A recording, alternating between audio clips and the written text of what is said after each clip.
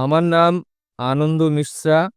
আমি এখানে আপনাদের বিগত আলোচনা নিয়ে এসেছি, যেখানে আপনি ভবিষ্যৎ পুরাণের রেফারেন্স দিয়ে মুহাম্মদ এবং কলির অবতারকে এক করেছেন।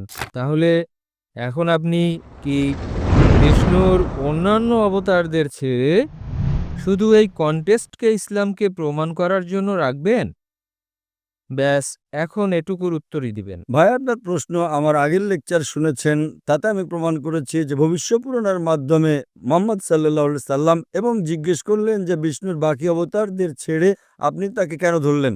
প্রথমে আমি একটু পরিবর্তন করতে চাই আপনার প্রশ্নে, যে আমি শুধু ভবিষ্য পুরাণের দ্বারাই প্রমাণ করি নাই, আমি যজুর্বেদের দ্বারাও প্রমাণ করেছি এবং বেদের দ্বারাও প্রমাণ করেছি, পুরাণের দ্বারাও প্রমাণ করেছি, ভবিষ্য পুরাণ যজুর্বেদের হিসেবে প্রমাণ করেছি, ঋগ্বেদের হিসেবেও প্রমাণ করেছি এবং কল্কি পুরাণের হিসেবেও। কিন্তু কেন? যেভাবে কোরআন মাজিদে অনেক পয়গম্বরদের নাম রয়েছে, আমরা তাদের প্রতি ঈমান রাখি, কিন্তু শেষ পয়গম্বরকে মানি, মুহাম্মদ সাল্লাল্লাহু আলাইহি সাল্লাম। এখন আমি আপনাকে জিজ্ঞেস করবো যে অনেক নমুনা আছে। ধরেন একটা কোনো জিনিস, গাড়ি বা কোনো DVD player, model 1, model 2, model 3, আপনি কি লেটেস্ট মডেলটা নেবেন নাকি 20 বছর আগে যেটা ছিল সেটা চাইবেন? এবং আমরা আমাদের পর্দাদাকে ছেড়ে দিব আধুনিকতায় নিজেকে জানা? আমাদের পরদাদা বলতেন যে পৃথিবী চ্যাপ্টা, আপনি মানেন? আমাদের পরদাদা জানতেন যে চাঁদের আলো তার নিজস্ব আলো, আপনি কি মানেন এটা? আপনি মানেন কি না? কিন্তু যে ইনফরমেশন আমি আসে, আপনাকে জিজ্ঞেস করি যে পরদাদা মানতেন চাঁদের আলো তার নিজস্ব আলো, পরদাদা মানতেন পৃথিবী চ্যাপ্টা, গোল নয়, আপনি মানেন আজ? একদম ঠিক, একদম আপনি ঠিক। মানেন কি না? হ্যাঁ কি না উত্তর দেবেন। হ্যাঁ, মানি।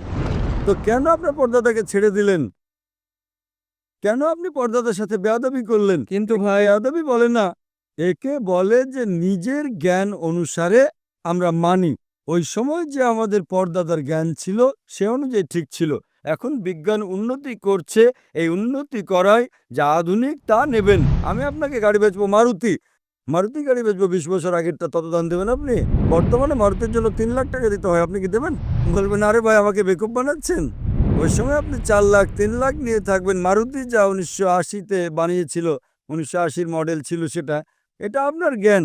এভাবেই আপনাদের বেদে লেখা আছে যে কল্কি অবতার, কল্কি পুরাণ অধ্যায় নম্বর 2, অনুচ্ছেদ নম্বর 5, 7, 9, 11, 15-তে লেখা আছে যে এই কল্কি অবতার, যার বাবার নাম হবে বিষ্ণু ইয়াস মানে আব্দুল্লাহ, মায়ের নাম হবে সুমতি মানে শান্তি অর্থাৎ আমেনা, সে জন্ম নেবে এক শহরে যা নিরাপত্তার শহর মানে মক্কা, সে জন্ম নেবে শহরের গোত্রপ্রধানের ঘরে কুরাইশ বংশে।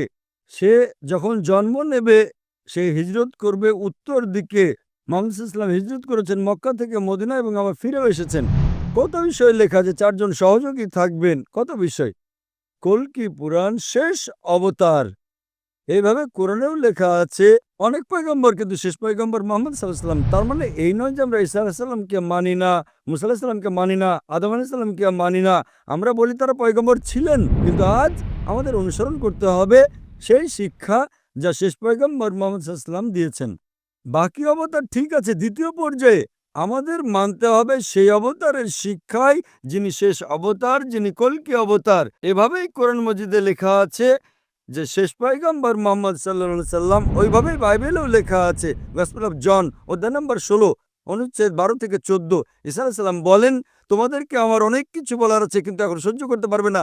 তিনি যখন সত্যের রাস্তায় আসবেন তিনি তোমাদের সত্যের পথে নিয়ে যাবেন। তিনি নিজের থেকে কিছু বলবেন না, যা শুনবেন তাই বলবেন। এটা বলেন মুহাম্মদ সাল্লাল্লাহু আলাইহি সাল্লাম সম্পর্কে। তো আমি বলি, আমি যা প্রমাণ করেছি শেষ কল্কি অবতার।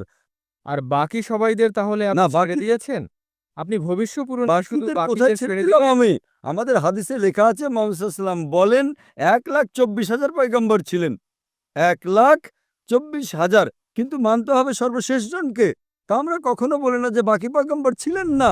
আপনি আমাকে প্রশ্ন করবেন যে রাম পয়গম্বর ছিলেন কি না, কৃষ্ণ পয়গম্বর ছিলেন কি না, আমি বলবো আমি জানি না, কেননা তাদের নাম কোরআন মজিদে নেই এবং হাদিসেও নেই। হতে পারে ছিলেন, হতে পারে ছিলেন না।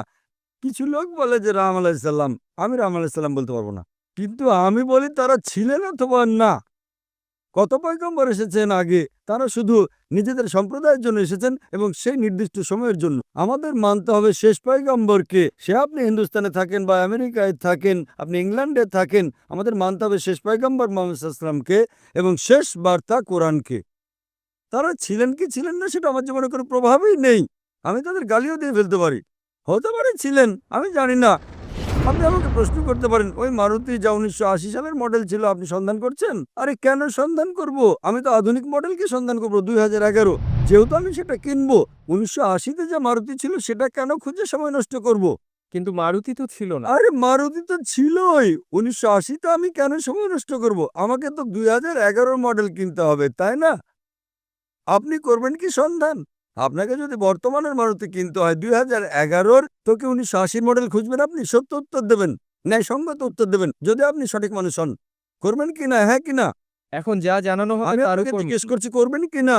যদি আপনাকে 2011 মডেল কিনতে হয়, আপনি সন্ধান করবেন 1980 মডেল সম্পর্কে, হ্যাঁ? একদম না, একদম না। একেবারেই না। Very good.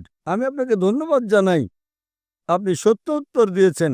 তো এইভাবেই, সে ভালো না মন্দ আমার জানা নেই, আমাদের অনুসরণ করতে হবে শেষ পয়গম্বর এবং আপনারও করা উচিত। সে আপনি মানেন কি না মানেন।